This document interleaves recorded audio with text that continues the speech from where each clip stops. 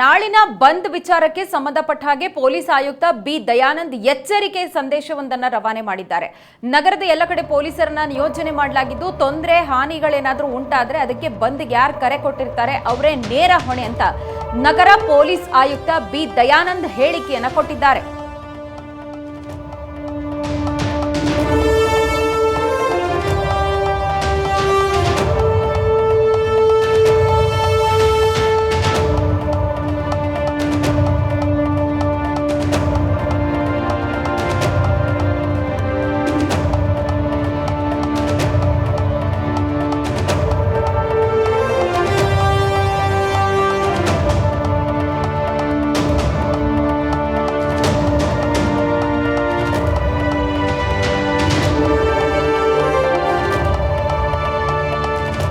ನಾಳೆ ಬೆಳಗ್ಗೆ 6 ಗಂಟೆಯಿಂದ ಸಂಜೆ 6 ಗಂಟೆಯ ತನಕ ಬಂದ್ ಅನ್ನು ಆಚರಣೆ ಮಾಡಲಾಗುತ್ತೆ. ಮಹಾರಾಷ್ಟ್ರದ ಎಂಇಎಸ್ ಪುಂಡಾಟಿಕೆಯನ್ನ ಖಂಡಿಸಿ ಕರೆ ಕೊಟ್ಟಿರುವಂತಹ ಬಂದ್ ಇದು.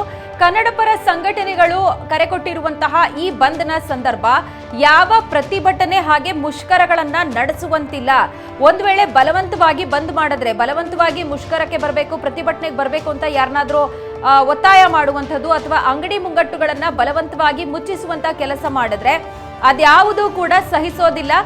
ಎಲ್ಲ ಕಡೆ ಪೊಲೀಸರನ್ನ ನಿಯೋಜನೆ ಏನ್ ಮಾಡಲಾಗಿದೆ, ಸೂಕ್ತವಾದಂತಹ ಕ್ರಮಗಳನ್ನ ಅವರು ತೆಗೆದುಕೊಳ್ತಾರೆ. ತೊಂದರೆ ಹಾನಿಗಳೇನಾದ್ರೂ ಉಂಟಾದ್ರೆ ಕಲ್ತೂರಾಟ ಮಾಡುವಂಥದ್ದು ಅಥವಾ ಟೈರ್ಗಳಿಗೆ ಬೆಂಕಿ ಹಚ್ಚುವಂಥದ್ದು ಈ ರೀತಿಯ ಕೃತ್ಯಗಳೇನಾದ್ರೂ ನಡೆದ್ರೆ ಅದರಿಂದ ಸಾರ್ವಜನಿಕ ಆಸ್ತಿ ಪಾಸ್ತಿಗೆ ಏನಾದ್ರೂ ಹಾನಿ ಉಂಟಾಯಿತು ಅಂತ ಹೇಳಿದ್ರೆ ಅದಕ್ಕೆ ಬಂದ್ಗೆ ಯಾರು ಕರೆ ಕೊಟ್ಟಿದ್ದಾರೆ ಅವರೇ ನೇರ ಹೊಣೆ ಅಂತ ನಗರ ಪೊಲೀಸ್ ಆಯುಕ್ತ ಬಿ ದಯಾನಂದ್ ಹೇಳಿದ್ದಾರೆ.